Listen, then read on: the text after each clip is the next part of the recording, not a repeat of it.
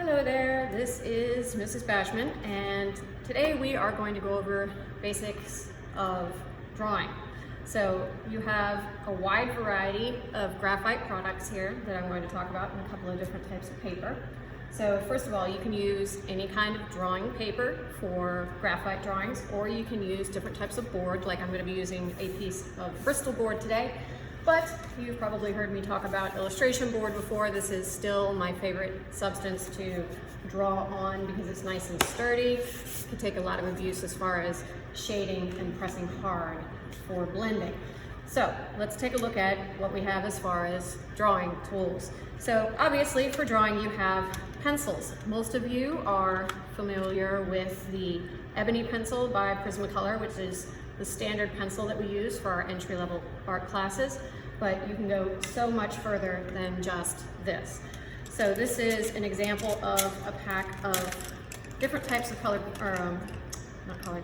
pencils that I have here in this little kit. You'll notice that they have numbers and letters associated with each one of those pencils, starting with H, going with F and H in the middle, and then B all the way up to 6 on either side of the spectrum here. What that code means is how dense or soft the lead of the pencil is. The softer the lead, the darker it is and the harder it's to erase. The denser the lead is, the lighter it will appear and the easier it will be to erase. So you have a wide variety of densities of pencils that you can use. Now you can achieve a wide range of value with one pencil alone. The ebony pencil is nice because it is a 6B, it's very, very soft, it can go on very dark, but you can still get a wide range. If you can only get one pencil, I recommend getting a 5 or 6B pencil, if that's all that you're gonna go with. You also have different types of graphite stick, like you see here. All this is the graphite is in a block format without any wood to protect it. You can use that just like you would any kind of pastel or charcoal. You also have woodless graphite pencils, like this Create a Color pencil right here. All you do is use the whole thing just like it is. You can sharpen it like a regular pencil. You can create shavings if you would like to get a powdered graphite. And it's much heavier, you'll notice, than a standard pencil because you've got 50 to 60% more lead because it's not being taken up by wood. You also have water-soluble graphite pencils as well. These are fantastic if you want to get the detail that you can get with drawing while at the same time get the versatility and look of painting. You apply it just like you would any pencil, then use a paintbrush with some water, apply it, and it'll smear it around just like it would paint. And what's nice is once it's dried, you can still kind of erase it because it is graphite.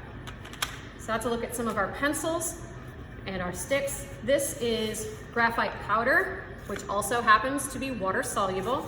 This is just a bag of water soluble graphite powder. When you use it, you can put it into a little dish.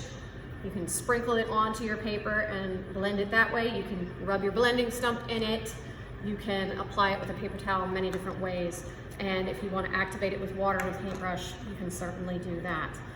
So we can use a blending stump to blend. So we have a blending stump here. We have our sandpaper paddle, which again is very important. You want to keep your blending stump clean. So having some sandpaper is very useful. This is on a paddle. It has several pieces of paper. When you're done with the top sheet, you can rip it off, throw that sheet in the trash, and continue shading and cleaning your blending stump. I also like to use paper towels to blend my graphite. You want to make sure you have nice sturdy paper towels that have no lotion or soap or anything inside of them. This is just cheap, rough paper towel or napkin. It's great. Do not use tissues. Do not use Kleenex that you would use to blow your nose in, for the same reason being they put lotions and things like that in there, and that grease is going to show up on your drawing and you don't want that. It's also very important to keep your hands clean and dry. Don't put on lotion before you start drawing, otherwise you're going to end up with fingerprints. If you have very oily hands and you leave smears, sometimes you can use an extra piece of paper to kind of block your hand so it protects the part of the drawing that you're working on. So you want to keep your paper free of fingerprint marks. There's several different types of erasers you can use. You have your trusty kneaded eraser, which you can clean by pulling it apart. You can form this into different shapes to help pick up. You can blot with your kneaded eraser to help pull up just a little bit of the pencil at a time. Have a plastic eraser that you can use, stick eraser, which is nice and thin, good for getting small details, and electric eraser, which revolves to get you a nice clean line.